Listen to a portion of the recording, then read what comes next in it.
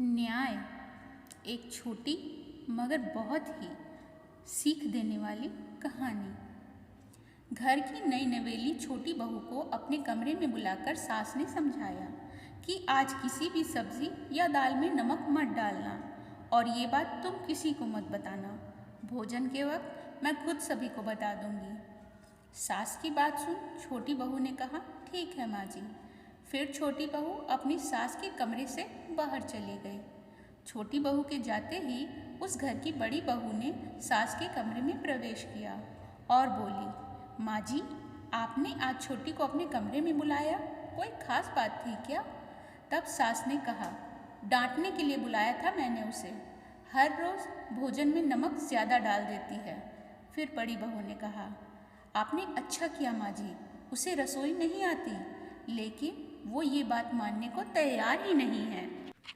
माँ जी, आप कहें तो मैं फिर से रसोई संभाल लूँ और उसे साफ सफाई जैसे बाहर के काम जो आजकल मैं करती हूँ उसे दे दीजिए। बड़ी बहू ने अपने मन की बात सास के सामने रखी। यह सुनकर सास बोली, नहीं, अभी नहीं, आज भर देख लेती हूँ।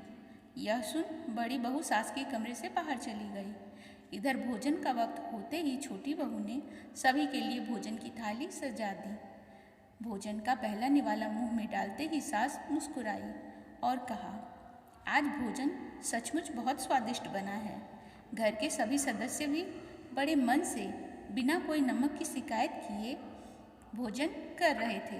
भोजन समाप्त कर सास ने बड़ी बहू को अपने कमरे में आने का इशारा किया। सास का इशारा पाते ही बड़ी बहू झटपट कमरे में पहुंची। बहू, मुझे पता है कि तुम रसोई अच्छी तरह संभाल लेती हो और तुम्हें भोजन में नमक डालने का सही अंदाज़ा भी है, लेकिन बने बनाए भोजन में दोबारा नमक मिला देने से स्वाद बिगड़ जाता है। शायद इस बात का अंदाज़ा तुम्हें नहीं है। अपनी सास की बात सुन बड़ी बहू चौंक गई और कुछ बोल न सकी, लेकिन सास ने अपनी बात पूरी की। मैंने छोटी बहू को अपने कमरे में बुलाकर आज की रसोई में नमक डालने से मना किया था, लेकिन फिर भी भोजन में नमक की मात्रा बिल्कुल सही थी। सुनते ही बड़ी बहू के पैरों तले से ज़मीन खिसक गई। वह सास के पैरों में गिर पड़ी और बोली, माँ जी, मुझे माफ़ कर दीजिए। सास ने उसे प्यार से कहा, बहू, तुमने अपनी गलती मानी, ये बहुत बड़ी बात है। और फिर अपना फैसला सुनाया। आज से तुम घर की साफ सफाई के साथ साथ रसोई में जाकर भोजन बनाने में छोटी बहू की मदद भी किया करोगी, ताकि वो तुम्हारी तरह नमक का सही अंदाज़ा सीख सके।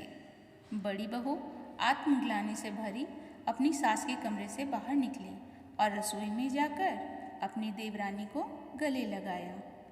दोस्तों, कहानी अच्छी लगी हो तो वीडियो को लाइक करें, शेयर करें। वीडियो को अंत तक देखने के लिए आपका धन्यवाद।